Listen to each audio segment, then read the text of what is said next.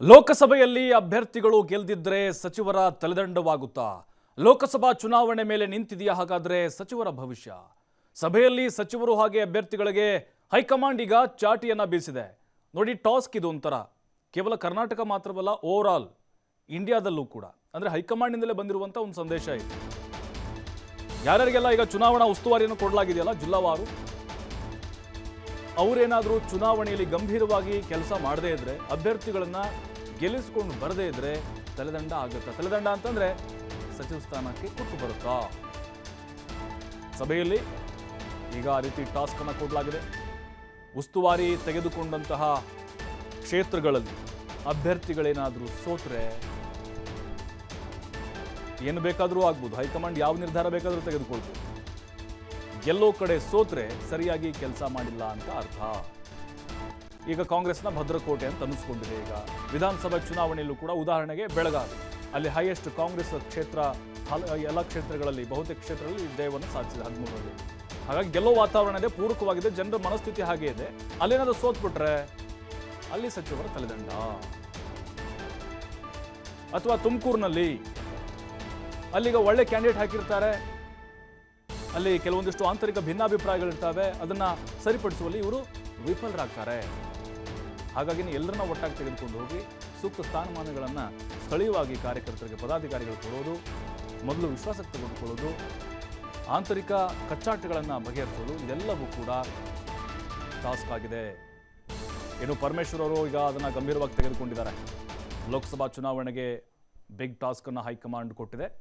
ಯಾಕೆಂದರೆ ಸರ್ವೆಗಳ ಈಗ ಲೆಕ್ಕಾಚಾರದಲ್ಲಿ ನೋಡೋದಾದರೆ ಕಾಂಗ್ರೆಸ್ ನಿರೀಕ್ಷಿತ ಮಟ್ಟದಲ್ಲಿ ಅವ್ರು ಅಂದ್ಕೊಂಡಂಗೆ ಸ್ಥಾನಗಳು ಬರ್ತಾ ಇಲ್ಲ, ಅಂದರೆ ಅವರ ಸಮೀಕ್ಷೆಯಲ್ಲಿ.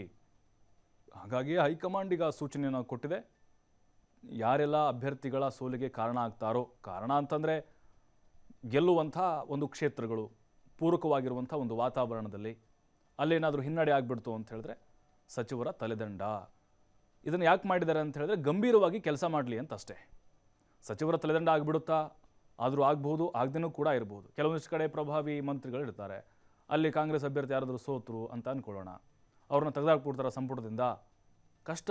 ಆದರೂ ಕೂಡ ಈ ರೀತಿ ಟಾಸ್ಕ್ ಕೊಟ್ಟರೂ ಕೂಡ ಕೆಲಸ ಮಾಡ್ಬೋದು, ಓಡಾಡ್ಬೋದು ಅಂತ.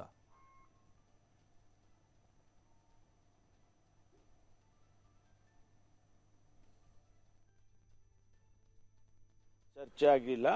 ಆದಷ್ಟು ಶೀಘ್ರವಾಗಿ ಕ್ಯಾಂಡಿಡೇಟ್ಗಳನ್ನ ಫೈನಲ್ ಮಾಡಿಕೊಡಿ ಅಂತ ನಾವು ಕೂಡ ಎಲ್ಲರೂ ಹೇಳಿದ್ದೇವೆ. ಅವರು ಈಗಾಗಲೇ ಏನು ಹೆಸರುಗಳು ಬಂದಿದೆ ಅದನ್ನೆಲ್ಲ ಪ್ರದೇಶ್ ಎಲೆಕ್ಷನ್ ಕಮಿಟಿ ಅಂತ ಒಂದಿದೆ ರಾಜ್ಯದಲ್ಲಿ, ಅದನ್ನು ಸಭೆ ಕರಿತೇನೆ. ಕರೆದ ತಕ್ಷಣ ನಾನು ಅಲ್ಲಿಂದ ತೀರ್ಮಾನ ಮಾಡಿಕೊಂಡು ಸೆಂಟ್ರಲ್ ಎಲೆಕ್ಷನ್ ಕಮಿಟಿಗೆ ಕೊಟ್ಟು ಬೇಗ ತೀರ್ಮಾನ ಮಾಡ್ತೀವಿ ಅಂತ ಹೇಳಿದ್ದಾರೆ. ಸೊ ಈಗ ಸುರ್ಜಿವಾಲಾ ಅವರು ಬರ್ಬೋದು, ಇನ್ನು ಒಂದು 2-3 ದಿವಸದಲ್ಲಿ ಬಂದು PEC ಮಾಡ್ಬೋದು. ಮಾಡಿ ಅವರು ಹೆಸರುಗಳು ತೊಗೊಂಡು ಹೋಗ್ತಾರೆ ಸೆಂಟ್ರಲ್ ಎಲೆಕ್ಷನ್ ಕಮಿಟಿಗೆ. ಸಚಿವರ ಬಗ್ಗೆ ಆಗಲಿ ಕ್ಯಾಂಡಿಡೇಟ್ಗಳ ಬಗ್ಗೆ ನಾವು ಮಾತಾಡಿಲ್ಲ. ಯಾವ ರೀತಿ ಎಲೆಕ್ಷನ್ ಮಾಡಬೇಕು ಅನ್ನೋದ್ರ ಬಗ್ಗೆ ಭಾಳ ವಿವರವಾಗಿ ಮಾತಾಡಿದ್ದಾರೆ. ಕ್ಯಾಂಡಿಡೇಟ್ಗಳ ಬಗ್ಗೆ ಏನು ಮಾತಾಡಿಲ್ಲ. ಅಲ್ಲ, ಆ ರೀತಿನೂ ಹೇಳಿದ್ದಾರೆ. ಅಂದರೆ ಜವಾಬ್ದಾರಿ ನೀವು ಹೆಚ್ಚು ಸೀರಿಯಸ್ ಆಗಿ ತೊಗೊಂಡು ಮಾಡಿ ಅಂತ ಹೇಳಿ ಅದರ ಅರ್ಥ.